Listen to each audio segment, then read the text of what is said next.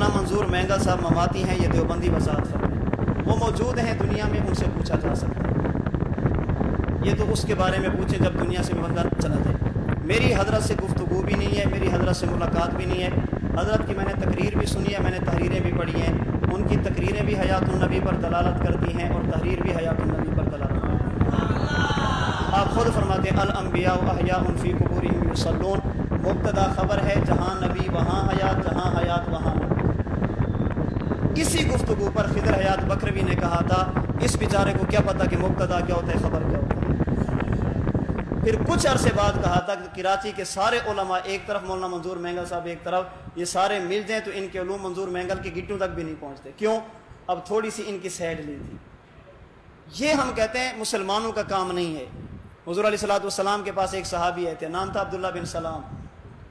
تو میں یا رسول اللہ یہ بڑی عجیب قوم ہے، یہ آپ کے پاس آ رہے ہیں، ذرا ان سے میرے بارے میں پوچھنا۔ حضور کے پاس آئے تو حضور نے فرمایا مان لو۔ نے کہا کیوں مانے؟ اور میں عبداللہ بن سلام کیا سننے کا، او سب سے بڑا عالم، عالمنا وابن عالمینا، خود بھی بہت بڑا علامہ ہے، ان کا والد بھی بہت بڑا علامہ تھا، خود بھی شریف ہے، والد بھی شریف تھے، خود بھی نیک ہیں، والد بھی نیک تھے، ان جیسا بندہ ہمارے اندر موجود نہیں۔ حضرت عبداللہ بن سلام تشریف لے آئے، اشہد ان لا الہ الا اللہ و اشہد ان محمد عبدہ و رسولہ۔ انہوں نے کہا اسے بھی کچھ نہیں آتا، اس کے باپ کو بھی کچھ نہیں آتا تھا۔ ایک منٹ میں ٹون کا تبدیل ہو جانا یہ مسلمانوں کے علماء کا کام نہیں ہے۔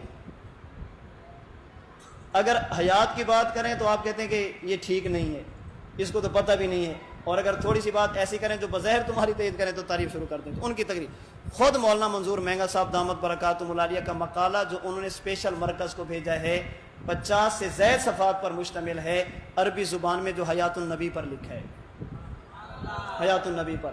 آپ تحفۃ المناظر آپ کی اٹھا کر دیکھیں، صفحہ 388، صفحہ 395، صفحہ 396، صفحہ 400، یہ مکتبۃ السعید جو کراچی سے چھپی ہے نا، جامعہ فروغیہ کے ساتھ جو مکتبہ ہے، وہاں سے جو چھپی ہے اس تحفۃ المناظر کا صفحہ 388، 395، 396 اور 400، الانبیاء احیاء فی قبورہم یصلون من صلی علی عند قبری سمیتہ۔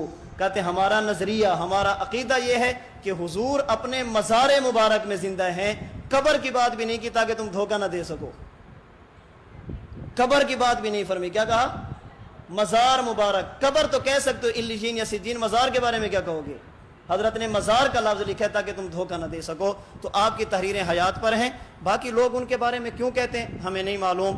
میں نے ان کی تقریر اور تحریر کے حوالے سے بات کی ہے کہ حضرت کی تقریر بھی حیات النبی پر ہے اور حضرت کی تحریر بھی حیات النبی پر ہے، اس لیے ہم نہیں کہہ سکتے کہ وہ حیات النبی کے قائل نہیں ہیں۔ کسی عالم کے بارے میں خام خواہ ہم کون ہوتے ہیں ایسے فتویٰ دینے والے؟